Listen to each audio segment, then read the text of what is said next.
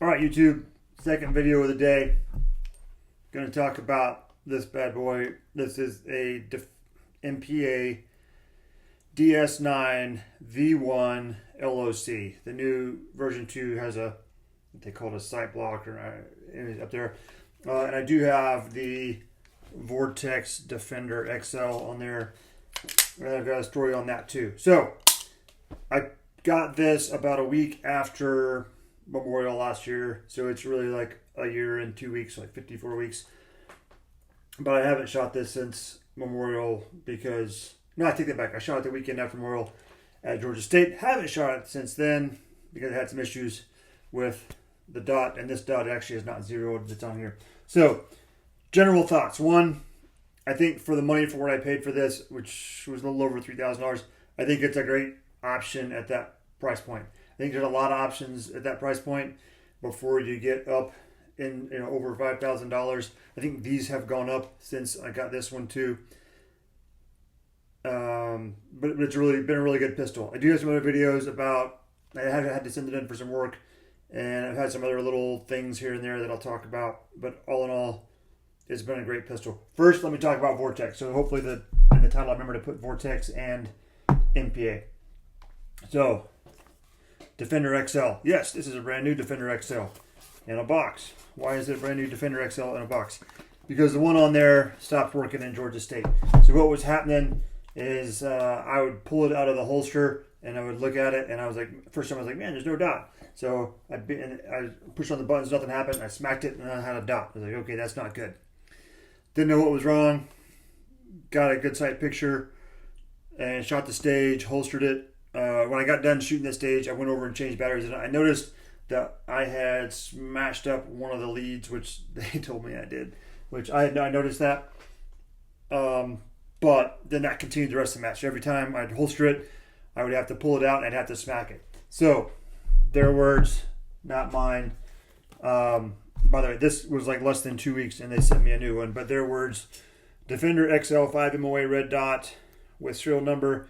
They inspected it. They verified the motion activation is not responding to specification. So the motion activation, you had to shake it harder than you're supposed to get it to work. Replaced unit with same model. So they just sent me a new one for free. It's not something they fix. This is their comment to me. Recommend centering battery against magnetic battery door for installation to prevent damaging contacts. So yes, like I said, I had damaged a contact in there. I had done it a long time ago because I don't change the batteries very often. That's like an annual thing for me. So I like the Defender XL. I have many of them now, and I keep an extra one around the house for when stuff happens. Right? They're dots. There's plenty of all the other brands breaking on the internet. They're gonna break. Vortex does a good job of no questions asked. Yep, it broke. Here's a new one. Go have fun. This gun and that dot had about 5,000 rounds on them. And most people outside the competition world will, or if you're a super tactical dude, maybe you'll get 5,000 rounds on your dot. Most people are not going to do that. So I am happy with it. Obviously, I put one back on. I pretty much only buy Vortex dots now in the Defender series, CCWs or STs or the XLs. I have a green one now that I haven't shot yet. It's on a gun. I have like 5 guns I need to go zero. I might have been shopping. All right, so the pistol. So the pistol, like I said, I've got a video. I had issues with the safety. Basically what was going on was during shooting with a different safety, it was rubbing this knuckle here real hard and it was pushing up, and then I would get dead trigger while I was shooting. And so I sent it in, they looked at it, they took care of it, and they put a new safety on and did some other stuff. They sent it back. Haven't had a problem since. I've had 0 issues since. So whatever the problem was, they fixed. What I did notice, you notice I have a witness mark on my grip screw, which is kind of weird. Most people aren't going to put witness marks on there. When I got back from Memorial, the right side grip screw was gone, and the left side was about a thread and a half in. So I had to shoot Georgia State, I had to pull a grip screw out of my other gun, my backup gun, and put it in here. And then I ordered some new ones. They're like $6. And while I was at it, I ordered some new main springs. So I have some backups now. I need to take these back out. They have a video. Oh no, I did. I went ahead and put blue thread locker on them and put witness marks on them. These are probably going to rub off during dry fire. I've been lazy the last week and haven't dry fired. But, so that's been done. I don't know if you can see it on there. Yeah, you can. This is holster wear. Okay, this is holster wear. It is what it is. This is probably, I've never shot an Atlas, but this is probably the easiest thing to identify difference-wise between the coatings on this and the coatings on, say, an Atlas or something, over the $5,000 mark, is you start getting into holster wear. And so the entire front of this thing has some pretty good holster wear on it. Has not been problematic for me. Haven't had rust. The only place I've had rust is up here on the plate. This corner of the plate, for whatever reason, gets rust on it, which is weird because I don't really touch it ever. But it gets rust on it. I'm also on my second grip. This one, when they did all the trigger work, they put a new grip magwell on my second magwell. So as you can see, that thing just gets chewed up. That's just the sign of you actually using the gun. When you put a steel magazine into an aluminum grip and you're twisted, it's going to mark it up every time and it's going to go in. So that's just going to happen. It is what it is. You can't see it, but I actually do have a little dot up there from my gray Sharpie.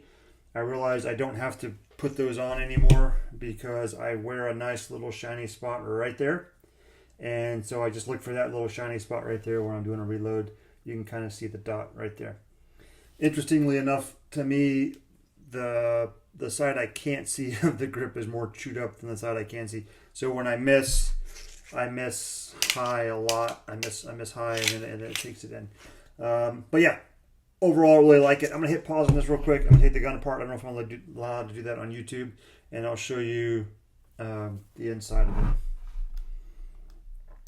All right, through the magic of technology, we're back. I forgot I had to take everything out. MPAs do not come with a toolless guide rod. I've never messed with a toolless guide rod. I thought this was dumb the first 1911 I bought, that I had to have a paper clip straightened out, but it's actually really easy once you understand what you're doing. The reality. Yeah, you can see that a little better. All in all, it's the slide looks pretty good. This is supposed to be shiny in here where you have friction parts. No major wear. A little bit in there. I think this is what they call a lockup. A little bit of wear in there. The majority of the finish wear is really on the barrel. There we go. You can see that, and then you can see up here where it locks in. There's quite a bit of finish wear up there. Everything else looks good. I did clean this after Georgia State, so it looks pretty good. This has stayed shiny. I haven't had any issues with anything. That's really, and I don't know if it matters, right? I know that's when people talk about Atlas, they say, oh, it doesn't show any signs of wear. It shows signs of wear. It is what it is. If this is your price point, I would highly recommend MPA. I know people have their feelings on them as a company and them as people. I have personally had nothing but positive experiences with MPA and the folks that run that company. Experiences may vary. And then, of course, Vortex. Huge fan of Vortex and will continue to be. Pretty much all I buy anymore is Vortex. So, yep. That's my 1-year review on the Vortex Defender and the MPA DS9 LOC V1. If that's your price point, I think it's a great gun. I like the steel frame. I do not shoot the aluminum frame. That's my backup gun. But yeah, have fun. Have a good one, YouTube. Bye.